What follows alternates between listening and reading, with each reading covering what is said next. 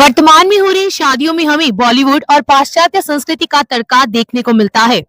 आजकल हल्दी, मेहंदी और वरमाला जैसी रस्मों में कुछ ऐसी घटनाएं भी घटित हो जाती है जिसमें हमारे बड़े सर झुकाकर खड़े होते हैं।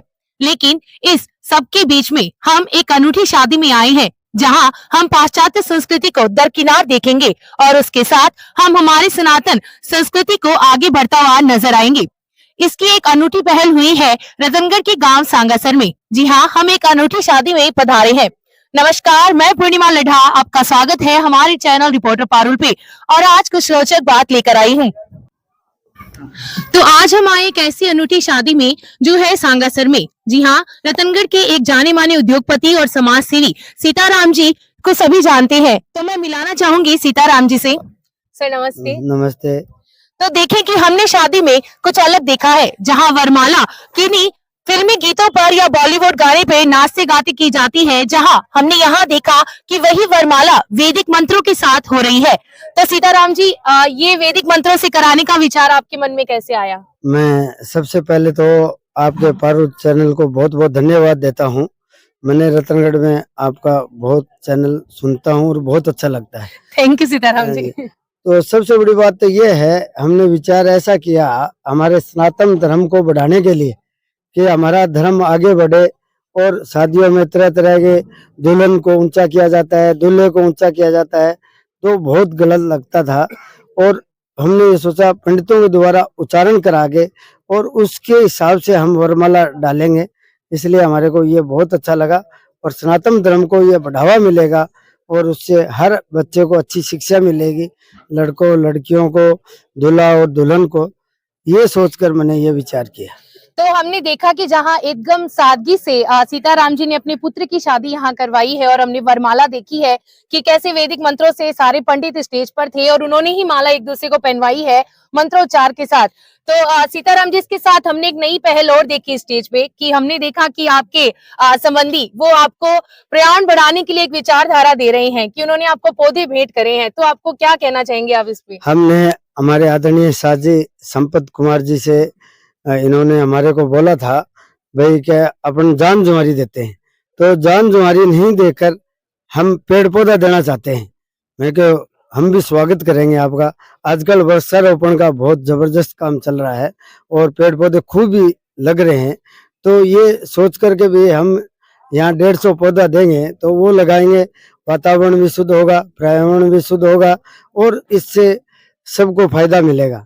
ये फायदा सोचकर हमने पेड़ पौधों के बारे में विचार किया। तो सीताराम जी की ये पहल हमने देखी और हम इनके साजी से मिलने चाहेंगे अभी, जो इनके संबंधी है। नमस्ते सर, आपका स्वागत है। और ऐसी अनूठी पहल हमने देखी है कि लोग कहते हैं कि गांव में सोच उतनी प्रबल नहीं होती है जितनी शहरों में लोग होते हैं। जैसे शिक्षित हो गया समाज तो कहेंगे कि शहरों का समाज ज्यादा शिक्षित है, गांव में क्या ही है। लेकिन आपने जो ये पहल की है उससे बहुत अच्छा संदेश सबको जाएगा, तो आप क्या कहना चाहेंगे? हमें ऐसा ये प्रोग्राम करके बहुत ही अच्छा लग रहा है और हमारे साजी ने हमारा जो हमने आग्रह किया उनको स्वीकार किया, इसलिए हमें बहुत अच्छा लगा। और ये वातावरण को शुद्ध करने के लिए पेड़ पौधों का भी आजकल चल रहा है, तो उसको करके हमें अच्छा लगा। तो जैसे पेड़ पौधे हमने दिए हैं भेंट में और आपने जब अपना विचार रखा तो सीताराम जी के क्या आपके पास उनके उत्तर क्या आए कि ये क्या कर रहे हैं आप, जान जुआरी तो रीति रिवाज है, ये तो चली आ रही है, ये सब बंद नहीं होनी चाहिए। तो उनका क्या विचार रहा उस समय? इनका भी विचार जो है वो संस्कारी विचार है। इन्होंने हमारी बात को बहुत ही ध्यान से गौर से सुना और उन्हें सहर्ष से इस बात को हमारी को स्वीकार किया है। तो देख रहे हैं कि आज की जनरेशन में भी हम देख रहे हैं कि वो कहते हैं ना, जो बड़े बुजुर्ग करके जाएंगे वही चीज आगे बढ़ेगी। तो आने वाली पीढ़ी के लिए ये बहुत बड़ा संदेश है कि लेना देना यूं ही चलेगा, लेकिन वो सही है या गलत ही हमारी सोच होनी चाहिए। और उसी सोच को पलटने के लिए सीताराम जी और उनके संबंधी ने हमें ये अनूठी मिसाल कायम की है कि उन्होंने पौधे देकर इस शादी को कुछ अलग ही मोड़ दे दिया है। तो हम मिलेंगे कुछ बारातियों से, देखेंगे कि बारातियों के क्या रिव्यू रहते हैं इस चीज को लेकर। सर नमस्ते, खीवाराम जी, मैं जानना चाहूंगी कि आपको क्या लगा कि पौधे देके उन्होंने क्या कहा है, या आपको अच्छा लगा या अच्छा नहीं लगा? बहुत अच्छा लगा, अच्छा ही नहीं बहुत ही अच्छा लगा। आपको बहुत अच्छा लगा है, तो आप क्या कहना चाहेंगे कि ये रीति रिवाज यूं ही चलते रहने चाहिए? चलते रहना चाहिए, ऐसे ही चलते रहने चाहिए, ऐसे ही चलता रहना चाहिए, सबसे अच्छा है। तो देख रहे हैं कि बाराती भी खुश है। तो महावीर जी से मिलते हैं। सर मुझे आप बताएं, जैसे वैदिक मंत्रोच्चार के साथ आपने वरमाला देखी, तो आपको क्या क्या लगा कि हम फिर से राम सीता विवाह के जैसे देखते थे वैसे माहौल में पहुंच गए हैं? मुझे बहुत अच्छा लगा और मुझे ऐसा लगा जैसे सनातन धर्म जो गिरता जा रहा है वो वापस से उठता भी जा रहा है।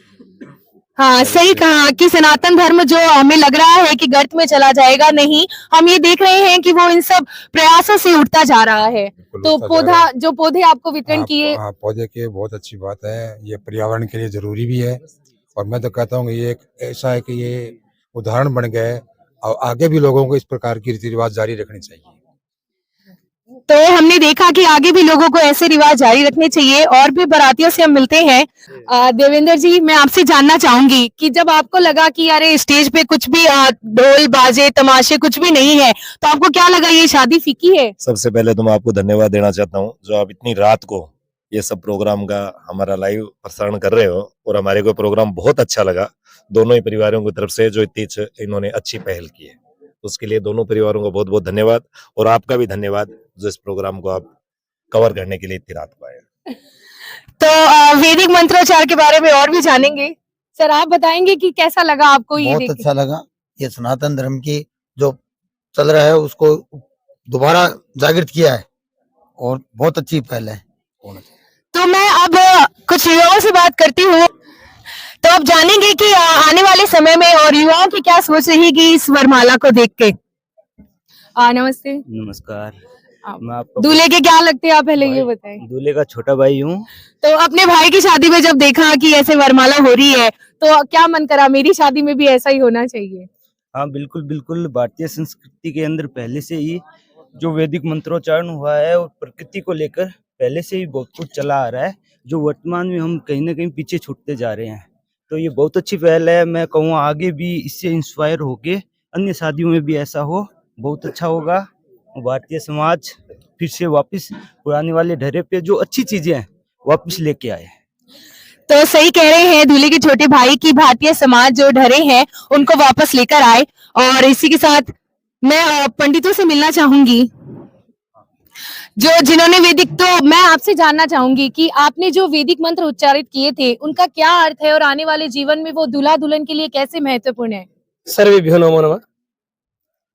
ये वैदिक मंत्र जो है हमारी संस्कृति के लिए और हमारे वातावरण के लिए इतने पवित्र और पाक हैं जिनसे अभी हमने एक वायुयान के अंदर एक घटना ऐसी देखी थी जिसमें एक औरत को क्या है चक्कर आने लगते हैं और उसके बाद में वो अपनी सीट से गिर जाती है। तो एक यही अपने आसपास रतनगढ़ से ही कोई आसपास से कोई एक स्त्री थी जिनका नाम मैं विस्मृत हमारे चैनल पे हमने उनका इंटरव्यू लिया था। जी जी, बहुत बहुत धन्यवाद। तो उन्होंने अपने मंत्रों के द्वारा उस स्त्री को, मतलब डॉक्टरों ने भी ये कह दिया था कि ये बच नहीं पाएगी यहाँ इस समय और हमारे पास में इसके लिए कोई इलाज भी नहीं है, परंतु उस स्त्री ने कहा कि एक बार यदि मैं इसके पास में जाती हूँ और अपने वैदिक मंत्रों से यदि इसके पास में जाकर के 2 मंत्र इसके कान में बोलती हूँ तो हो सकता है कि इन वैदिक मंत्रों से पर्यावरण शुद्ध हो और इसकी अंदर की आत्मा जो अंतरात्मा जो है वो पवित्र होकर के पुनः एक बार लौट आए। तो उन्होंने एक ऐसा मंत्र पढ़ा, देखते ही देखते डॉक्टर भी देखते रह गए इस चीज को कि मंत्रों के द्वारा एक स्त्री ने उसके प्राण बचाए और उस महाकाल से प्राण वापस लेकर के आए। तो वैदिक मंत्रों में इतना दम है कि वो हर चीज को पलटने में माहिर है। तो और जैसे देख रहे हैं दिन भर दिन हमारे यहाँ पाश्चात्य संस्कृति आ रही है और हमारी संस्कृति जो है विदेशों में जा रही है। वहां के लोग हमारे परिधान को पहन रहे हैं और हम पाश्चात्य संस्कृति के परिधानों को पहन रहे हैं। आजकल के बच्चों को देखते ही हैं, पहले हमारे आश्रम में शिखा रखी जाती थी, धोत वस्त्र पहना जाता था, तिलक रखा जाता था, परंतु उनकी आज जो है समाप्ति हो रही है और ये पाश्चात्य संस्कृति को ग्रहण कर रहे हैं। तो इन वैदिक मंत्रों से हमारे सनातन धर्म को पुनः उजागर करने के लिए, उसको जागृत करने के लिए संसार में किसी न किसी को, हमारे इस भारत देश में किसी न किसी को पहल करनी पड़ेगी। और वो पहल आज रतनगढ़ के उन 2 धुरंधरों के द्वारा, मानूंगा मैं कहना चाहूँ, 2 धुरंधरों के द्वारा, श्री सीताराम जी और श्री संपत जी शर्मा के द्वारा, दाधीच के द्वारा, उनके द्वारा ये पहल की गई वातावरण को शुद्ध करने के लिए। आपस में जो मिलनी का, हमारे मारवाड़ी भाषा में कहे मिलनी का जो रूढ़िवादिता जो थी उसको समाप्त करके मिलने के स्थान पर जो पेड़ पौधों का आदान प्रदान किया गया है, बरातियों को दिया गया, ये पेड़ पौधे दिए गए हैं वातावरण को शुद्ध करने के लिए, वो एक उत्तम विचार है और हमारे वातावरण की ये शुद्धता भी बढ़ेगी और वैदिक मंत्रों से भारत नहीं, पूरा देश नहीं, पूरा संसार, पूरा ब्रह्मांड जो है, 14 जो लोक हैं वो सारे पवित्र होते हैं। यही हमारी वैदिक मंत्रों का क्या है, अर्थ है। सर धन्यवाद। तो हमने देखा कि यहाँ जो शादी में हम आए हैं, सीताराम जी के पुत्र गौरव की शादी और स्वर्गीय ओम प्रकाश जी रिणवा की पुत्री मीतू के साथ हो रही है। तो उनकी शादी में हमने देखा कि वरमाला को वैदिक मंत्रोच्चार के साथ किया गया और उसके साथ ही जहाँ जान ज्वारी जाती है उस जगह पौधे दिए गए और इसके साथ पर्यावरण के लिए भी एक नया संदेश मिला है। तो सीताराम जी, जैसे हमने जाना है कि आप पर्यावरण को बचाने के लिए कैंपेनिंग कर रहे हैं, तो उसके बारे में आप क्या बताएंगे? पर्यावरण के बारे में हम तो लगातार ही लगे रहते हैं, पहले भी हमारे मायने में रहता है हमेशा ही।